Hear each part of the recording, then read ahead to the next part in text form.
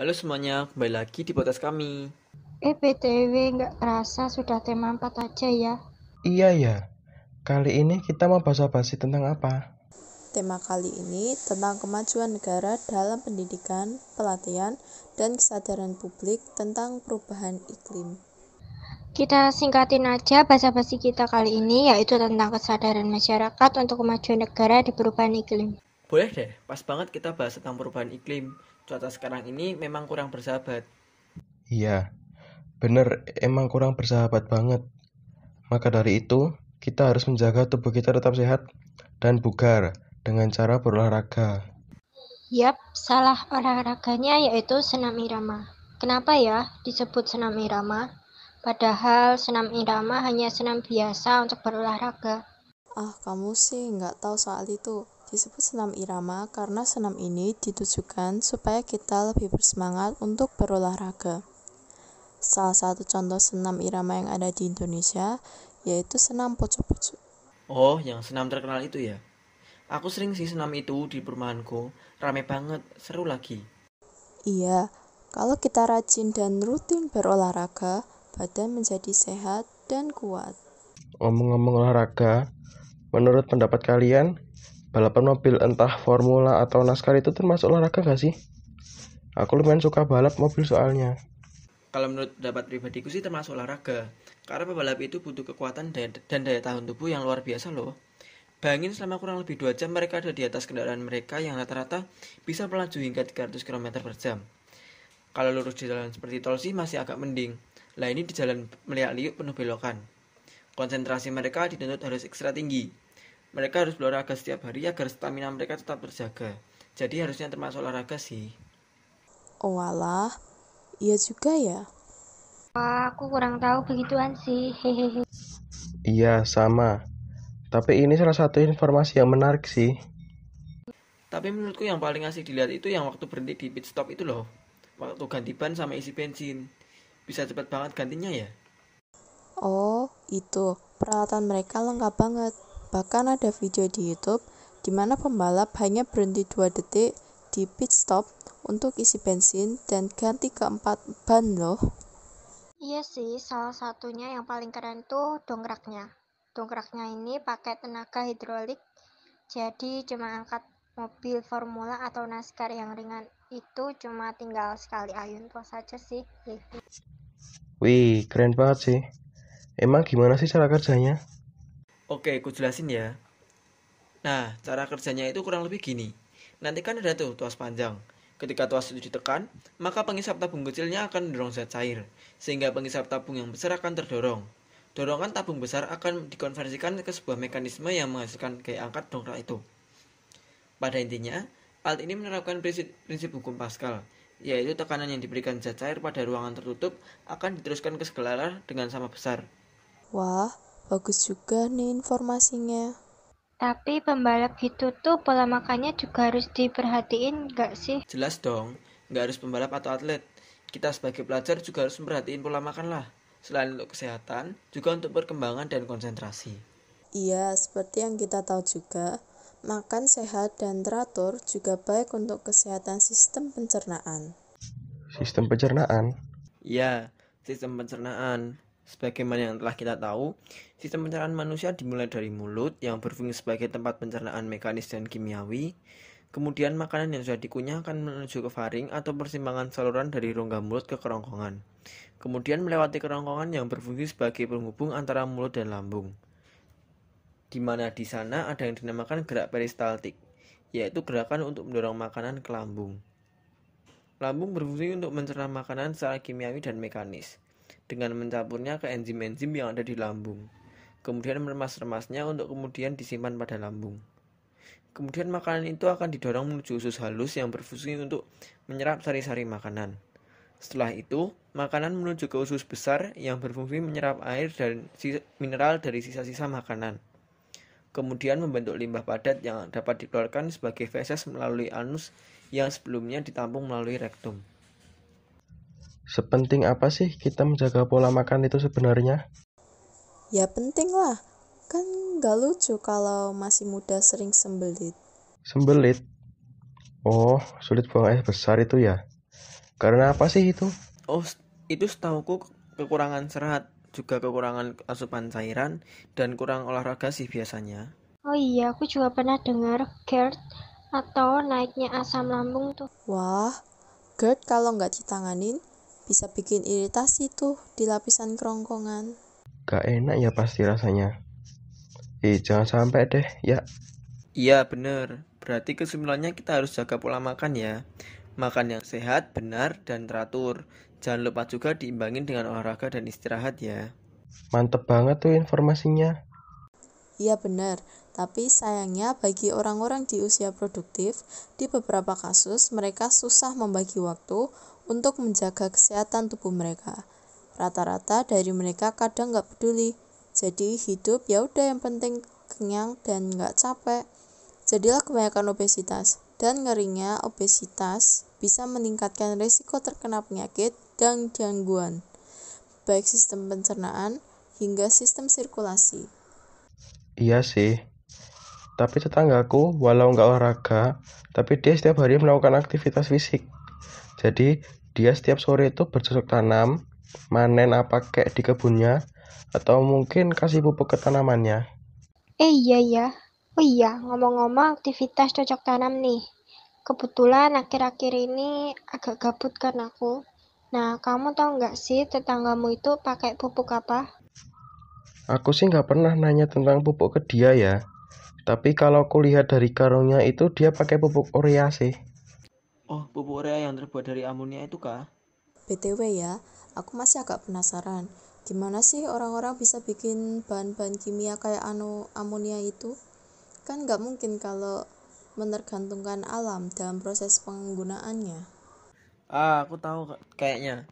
Itu bikinnya memanfaatkan prinsip pergeseran kesetimbangan dengan proses Haber-Bosch. Jadi begini, persamaan reaksi pembuatan amonia bisa kita tuliskan sebagai berikut.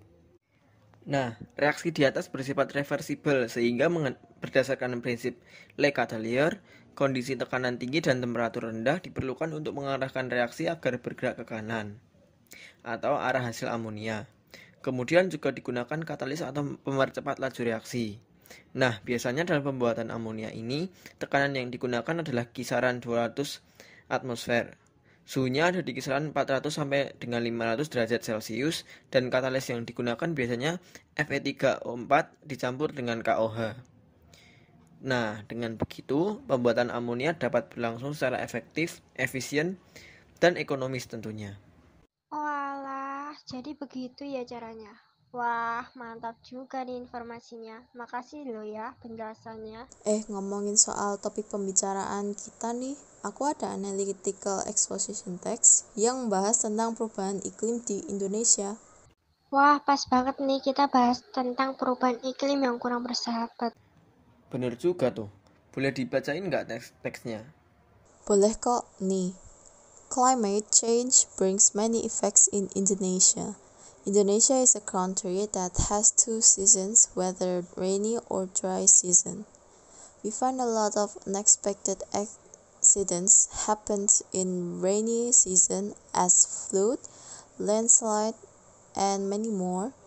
We can anticipate this condition by keeping environment well as planting trees, minimizing the use of plastic wraps, and throwing the garbage in the right place. We can also recycle the plastic waste to be something useful as eco-brick. Wih, boleh juga nih. Aku sangat setuju kalau kita harus menjaga lingkungan untuk mengantisipasi hal negatif di musim hujan. Kamu setuju tidak? Iya, bener banget. Tapi selain bahasa Inggris, aku juga mau bagi-bagi info soal bahasa Jawa loh. Bagi info tentang apa? Nah, pas banget ada yang nanya, kalian pasti udah nggak asing sama aksara Jawa dong? Oh, kalau itu aku tahu. Mau bahas aksara Jawa yang apa nih? Kebetulan kemarin pas PJJ itu, aku belajar tentang aksara rekan. Bisa dijelasin lagi nggak? Soalnya aku belum paham. Wih, kebetulan aku mau bagi info soal itu. Oke, aku jelasin ya. Jadi, aksara rekan itu jenis aksara Jawa yang digunakan untuk penulisan huruf serapan seperti F, DZ, KH, dan lain-lain, dan kebanyakan berasal dari bahasa Arab. Aksara rekan itu cuma ada 5, yaitu K, Z, Fa, Z, dan G. Nah, biar lebih jelas lagi, aku punya gambar aksara rekan dan contohnya nih. Oh, jadi gitu. Makasih ya buat infonya, jadi jelas aku. Oke. Kemarin itu di sekolah aku diajarkan soal sejarah tentang Perang Dunia I dan Perang Dunia Kedua. Kapan sih itu? Kayaknya aku pernah dengar deh. Perang Dunia ke-1 itu dimulai pada tanggal 28 Juli 1914 sampai 11 November 1918. Kalau Perang Dunia Kedua itu dimulai pada tanggal 1 September 1939 sampai 2 September 1945. Wah, lama banget ya. Pasti hasilnya nggak kalah dengan biasanya. Pasti. Tapi Perang Dunia ini menimbulkan banyak dampak yang begitu besar bagi dunia, seperti banyaknya kekerasan, pembantaian, dan kehancuran. Itu mungkin kalau kita lihat dari sisi negatifnya, tapi pasti ada sisi positifnya kan? Betul. Salah satunya yaitu ingin berjuang demi negara sendiri, atau biasa kita sebut dengan sikap nasionalisme. Oh iya, aku boleh cerita nggak? Cerita? Boleh kok, kita kan emang di sini buat bincang-bincang santai aja, jadi cerita aja deh.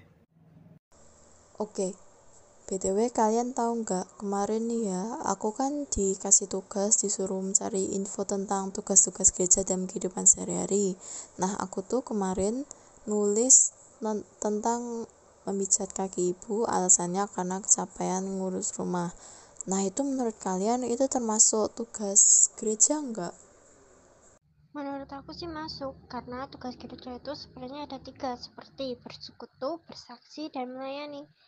Nah, seperti yang kamu bilang tadi, menurut aku kalau yang untuk memijat kaki itu tergolong sama tugas gereja yang bagian melayani keluarga. Kenapa aku bilang kayak gitu? Ya karena dalam melayani keluarga, kamu pasti harus memiliki sikap tertulisan untuk melayani, takut akan Tuhan, dan keikhlasan untuk melayani. Kan nggak mungkin juga kalau kamu melayani tapi nggak punya ketulusan sama sekali. Jadi ya termasuk sih menurut.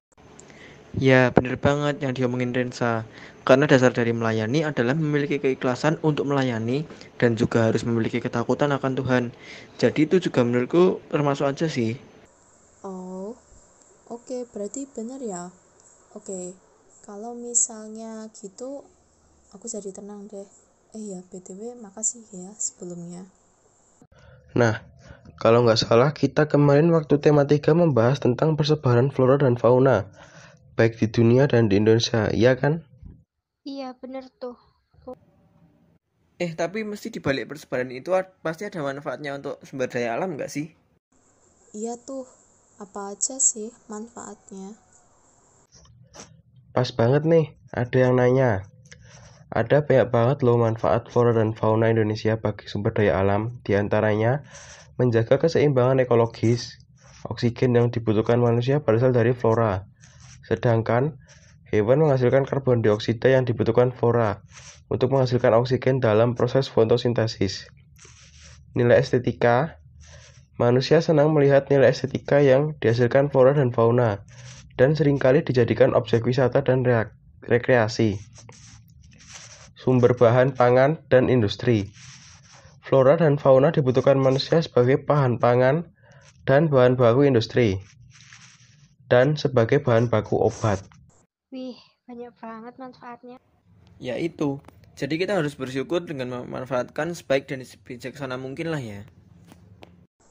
Oh iya, menurut kalian bisa nggak ya kalau misalnya barang-barang bekas yang sering kita temui di jalan itu kita jadiin sebuah kerajinan?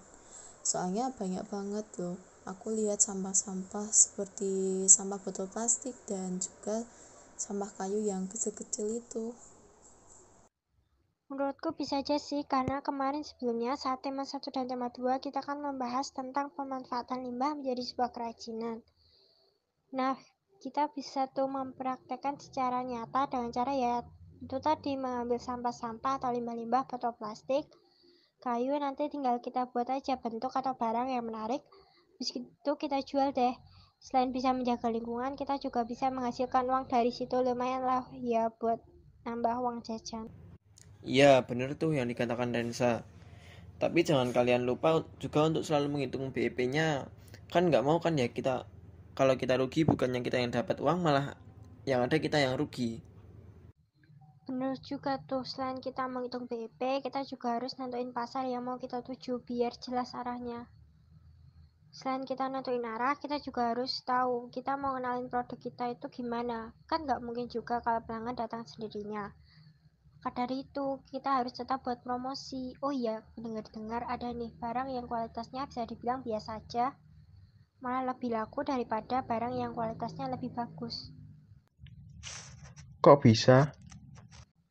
Ya, alasannya ya karena itu tadi tergantung cara promosi dari penjualnya. Jadi, fungsi dari promosi itu agar supaya para pelanggan itu tahu kita jual apa. Dan juga semakin unik cara promosi kita, semakin banyak juga yang bakal ngelirik produk kita gitu. Oh, gitu ya. Berarti selama promosi yang unik, berarti kita nggak usah mikirin kualitas produk kita dong. Ya nggak gitu juga. Promosi itu kan tujuannya emang cuma memperkenalkan produk kita. Masalah pembeli itu tertarik atau enggak, itu juga harus tetap diimbangi sama kualitas produk kita. Kan nggak mungkin juga kalau yang unggul hanya di bidang promosinya aja. Yang ada malah pelanggannya bukannya tertarik, malah yang ada pelanggannya malah kabur. Wah, jadi pingin buat deh aku. Nah, itu tadi basa-basi podcast kita kali ini. Seru nggak nih? Yang pasti seru banget. Duain lah. Sama, seru juga. Tapi kita harus menutup podcast kita kali ini. Iya ya, ada pesan nggak buat teman-teman pendengar nih? Ada dong. Buat teman-teman pendengar, jangan patah semangat untuk berani membuat negara cerita ini untuk maju di masa depan ya. Dan kita juga berpesan untuk selalu jaga kesehatan teman-teman pendengar, baik di pandemi dan di cuaca seperti ini.